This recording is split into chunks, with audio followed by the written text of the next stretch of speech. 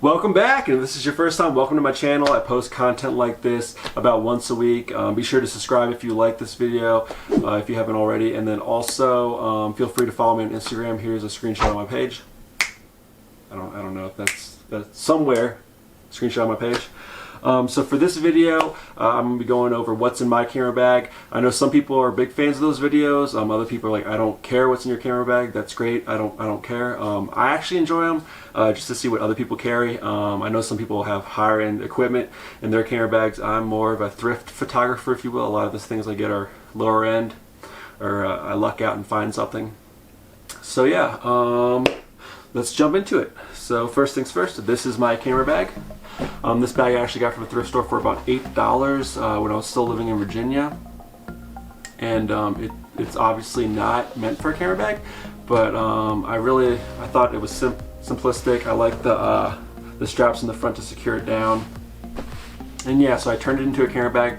I bought an insert online for about $15, and it's great. Yeah, so I mean, I could have done this, or I could have spent $70, $80, $90 for an actual camera bag that looks just like it. So if you're trying to save money and you already have a bag at home that you want to turn into a camera bag, they have different size inserts. So if you have a backpack, purse, shoulder bag like this, it's definitely the cheaper option, and I recommend it. It hasn't let me down yet. The only bad thing is if you're going to be shooting and it might rain or something, this is obviously not waterproof. I know some regular bags are, but this is not. And I think the inserts, I think some inserts you can buy are waterproof. I'm not sure if this one is. I wouldn't recommend taking it out in the rain, but yeah, I feel like it all just depends on the kind of insert you buy. I mean, there's higher end ones. This was a lower end insert, but it does what I want, so that's all that matters. All right, the first thing I have on my bag is a knife, because you never know when you might need a knife. A great man once said, "Money can't buy knives." If you know who that great man was, leave it in the comments. I'll be shocked if anyone gets that reference. But yeah, I have this knife. You never know when you might need it. You might get stuck on something. You might need to pop open a soda. You might need to cut something away. You never know. So I have my knife. Then in the front of the bag, take these straps off. That's one reason why I like this bag, is because of the straps, and I already said that. I used to have a think tank bag that looked just like this. It was a little bit smaller, but it had Velcro to keep it shut, and I really wasn't a fan of that. It got kind of annoying, and then over time, it wasn't as Velcro-y, if you will. So I feel like these straps are one of the biggest selling points of why I got this bag for the whole $8 I spent at a thrift store. But yeah. So on top, I have my jobby. You never know when you might need a jobby, you know? We all might need some jobbies coming up. That was bad. Yeah, so I use this when I'm out shooting. I usually put my video camera on here. And if you're wondering what camera I use the Lumix FC300. I'm pretty sure that's what it's called. And I'm filming with that right now. So I usually have that in my bag as well. But if you watched my Fuji GW690 video, 693 video, that was all filmed on this camera on this jobby. I use this to I use it on posts because it wraps around and everything. I use it on a tree and rocks and everything, so it's very versatile. I know a lot of photographers are like, oh, I hate those things, I broke so much gear. I feel like it's all kind of on the user. You gotta make sure everything's secure before you leave it. If you have a heavier equipment load, like if you're shooting with a really heavy camera, maybe not use one of these, but my Lumix is pretty light, so this works great. And I know they have different versions of this, so they probably have one that's meant for heavier equipment, but this one I think is kind of the mid-range. So yeah, and also it's a lot easier to carry around than my tripod. So if you need something on the go that's versatile, I highly recommend a jobby. And if I'm saying that wrong, I'm sorry. Okay, and then in the front I have 3 rolls of film. These 2 rolls are Fuji Color Superior HQ, I believe. Let's double check. And it is, yep, Superior HQ. I think they're both expired. I actually found these in a box that I bought with the camera. I bought it for the camera. I didn't know there was film in there, but I got these, so that's pretty sweet. And even if they're expired, we're still gonna shoot with them, because why waste film, am I right? And then it came with one roll of Kodak Gold, which is my go-to film, it seems like lately. I really like it. my most recent videos I think have all been on Kodak Gold. I feel like the price range for this film is a lot cheaper than Portra and Ektar, so if you're looking for a cheap film that's decent, I highly recommend this. And then in the front we have batteries, because you never know when you might need some extra batteries. And it's for the equipment in here. My main camera in here, it takes 4 AA batteries. I only have 2 right now. I was supposed to grab the other 2 from my Xbox controller that I never use because I don't really play Xbox. And I'll grab those before I go out and shoot, but always have extra batteries because you never know when you might need them. And then I have this 123 battery, which is for my point and shoot camera that's in here. So let's see what's inside. First things first is my light meter.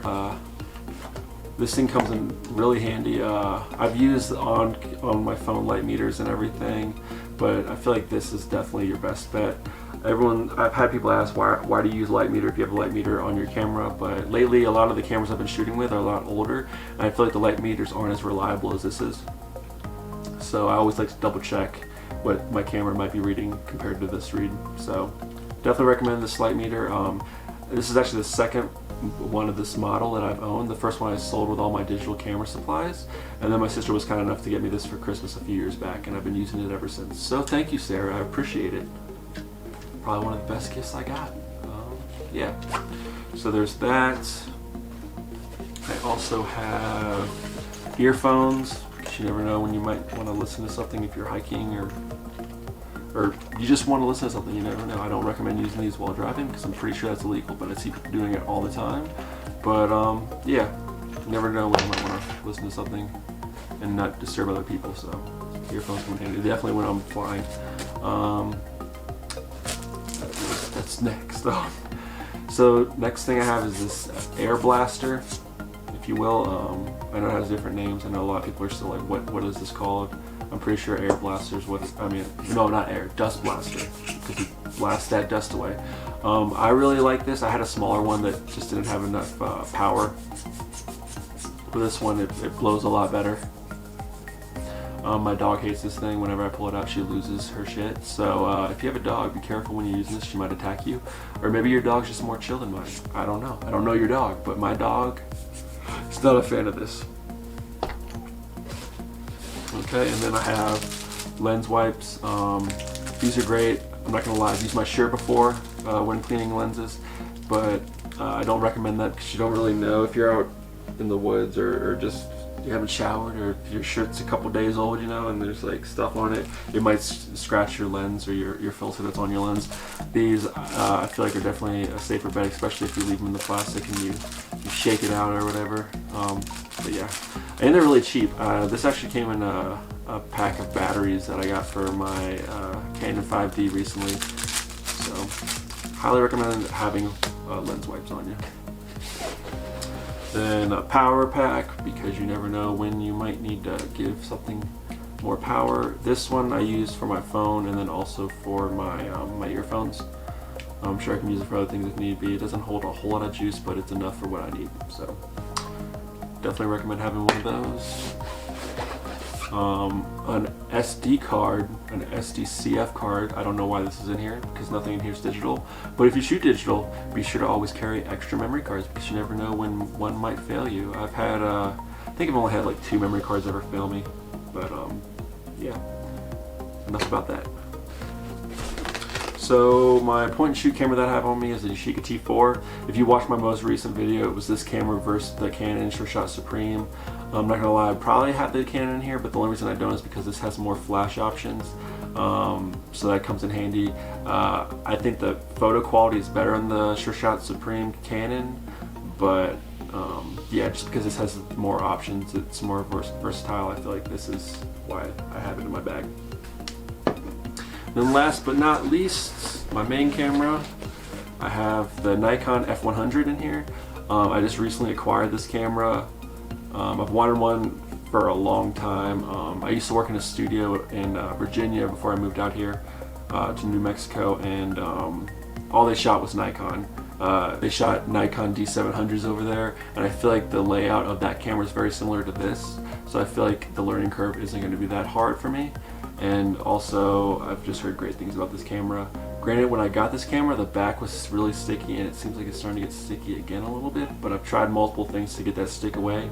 So I've tried alcohol, Windex, I've tried pretty much everything. If you have any suggestions, feel free to leave it in the comments below. Not below.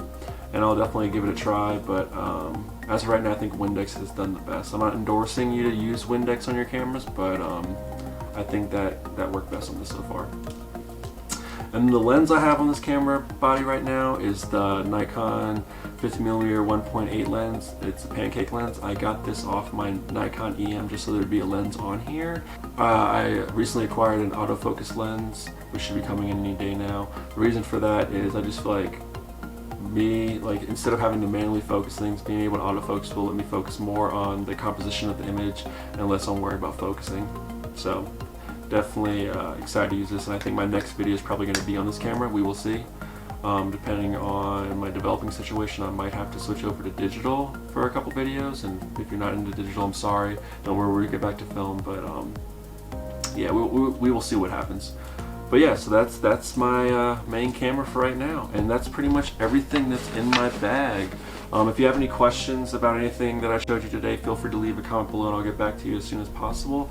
Let me show you what the insert looks like. I think I might have already done that, I don't know, but that's the insert. It came with a lid. I don't know where that went, and then also I think it had like 1 or 2 extra dividers, but I mean, it's really thick and it's definitely held up, and it was like $15. So if you're trying to save money and you already have a bag that you like, this is the way to go for sure.